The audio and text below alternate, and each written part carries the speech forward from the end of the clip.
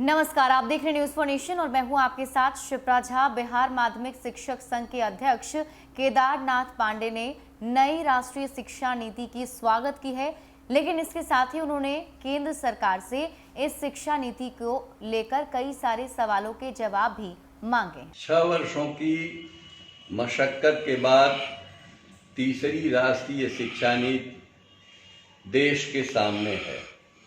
सरकार ने इसकी स्वीकृति प्रदान कर दी है।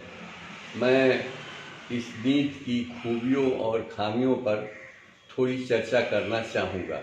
उन्होंने अपने बयान में नई राष्ट्रीय शिक्षा नीति पर अपनी प्रतिक्रिया व्यक्त करते हुए कहा कि यह राष्ट्रीय शिक्षा नीति स्वतंत्र भारत की तीसरी नीति है जो 6 वर्षों की मशक्कत के बाद अपनी खूबियों और खामियों के साथ सामने आई है। उन्होंने कहा कि वस्तुतः शिक्षा की राष्ट्रीय नीति सरकार का दृष्टि पत्र होता है जिसके आलोक में अगले वर्षों में वह काम करती है और कानून बनाकर उसे लागू करती है। इस नीति में एक बात स्वागत योग्य है कि विद्यालय शिक्षा यानी 3 वर्ष से 18 वर्ष तक की शिक्षा को सार्वजनिकरण के दायरे में लाने की बात कही गई है।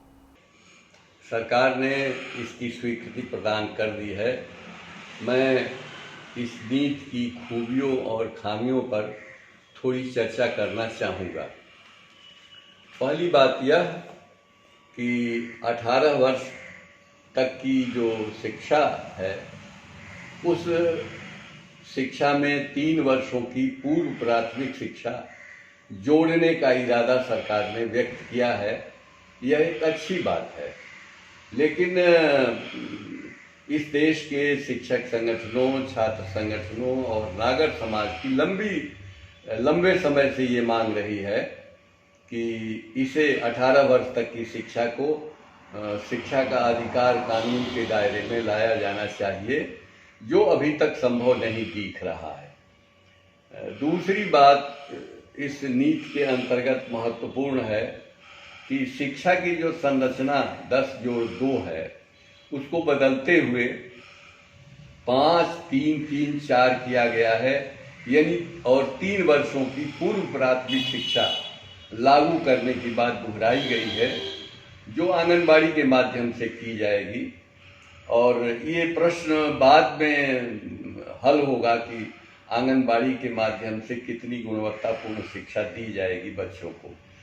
तीसरी जो महत्वपूर्ण बात है कि ड्रॉप आउट को घटाने की बात इसमें कही गई है और 2 करोड़ बच्चे जो आज भी स्कूल से बाहर हैं उनको स्कूल में लाने की बात मजबूती के साथ कही गई। तीसरी महत्वपूर्ण बात यह है कि शिक्षकों को सम्मानजनक वेतन देने, उनकी बेहतर सेवा दशाएं बनाने, स्थानीय स्तर पर उनकी नियुक्ति, उनसे गैर शैक्षणिक कामों को हटाने की बात, ये सारी बातें कही गई हैं।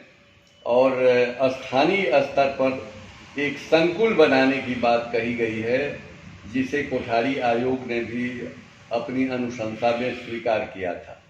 लेकिन इस शिक्षा नीति में एक सबसे बड़ी कमी जो दिख पड़ रही है वो ये है कि पिछली दोनों नीतियों में सार्वजनिक धन पर आधारित समान स्कूल प्रणाली की पड़ोस पद्धति शिक्षा की व्यवस्था कही गई थी, जो समावेशी और गुणवत्तापूर्ण शिक्षा देने की वकालत करती थी, उससे बिल्कुल अलगाव है। उसकी कोई चर्चा नहीं की गई है और पीपीपी मोड पर शिक्षा को रखने की बात कही गई है।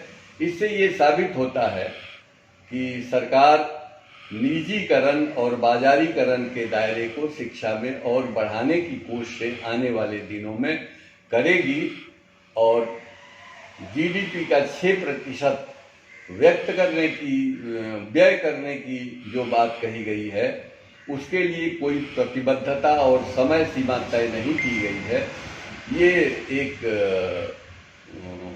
इसकी कमी है, इस शिक्षा नीति की एक कमी है। जब तक धन निवेश नहीं होगा तब तक शिक्षा सामाजिक, राजनैतिक और आर्थिक बदलावों में कारगर भूमिका नहीं निभा पाएगी और जिस देश को हम विश्वगुरु बनाने का सपना देखते हैं वो विश्वगुरु बनने में कामयाब नहीं हो सकेगा।